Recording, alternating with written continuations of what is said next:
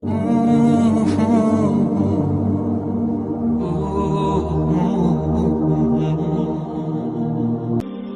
سے خوبصورت احساس یہ ہے کہ وہ دعا حقیقت بن جائے گی جو آپ اور اللہ کے درمیان راز تھی۔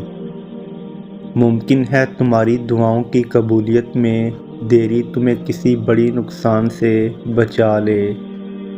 تم اس بات کا علم نہیں رکھتے جو تمہارا رب تم سے بہتر جانتا ہے۔ جن دعاؤں کے بارے میں شیطان سب سے زیادہ ناممکن کے وسوسے دلائے، انہیں اور زیادہ یقین کے ساتھ مانگا کرو، کیونکہ وہی دعائیں سب سے بڑی آزمائش ہوتی ہیں، اور آزمائش پر پورا اترنے والوں کے لیے اللہ کے ہاں بہترین اجر کا وعدہ ہے۔ جب دعا کرتے وقت تمہاری آنکھوں سے آنسو آنے لگے تو سمجھ جانا تمہاری دعا بارگاہ الہی میں قبول ہو چکی۔ جب تمام راستے بند نظر آئیں اور سب ناممکن لگے، تب یاد رکھنا ایک راستہ ہے جو ہمیشہ کھلا رہتا ہے، اور وہ دعا کا راستہ ہے۔ اس راستے سے گزرنے والے ہمیشہ منزل تک پہنچتے ہیں، کیونکہ لفظ ناممکن میں بھی اللہ نے یقین رکھنے والوں کے لیے ممکن کو عیاں رکھا ہے۔ دعاؤں میں بہت طاقت ہوتی ہے، اور جب تم سچے دل سے اللہ سے مانگتے ہو تو وہ کبھی تمہیں مایوس نہیں کرتا، کیونکہ تمہارا رب بہت باعزت ہے، اور اس کو حیا آتی ہے تمہیں خالی ہاتھ واپس لوٹاتے ہوئے جب تم اس سے رحم مانگتے ہو۔ دعا تمہاری چاہت کا تم سے ہر فاصلہ مٹا سکتی ہے۔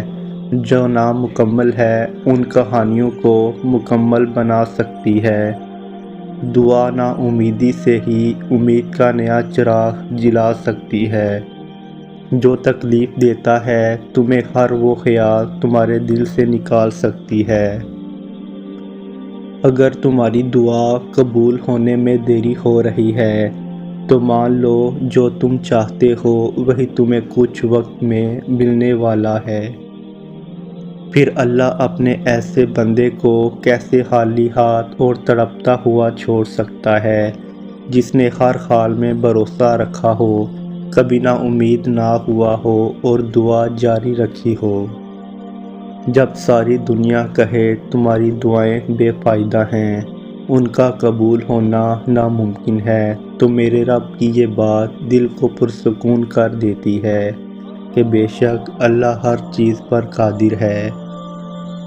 اللہ کہتا ہے مجھ سے مانگو میں تمہیں دوں گا، اگر میں چاہوں تو تمہیں ہر چیز سے نواز دوں، اور میں نہ چاہوں تو کوئی تمہیں عطا نہیں کر سکتا۔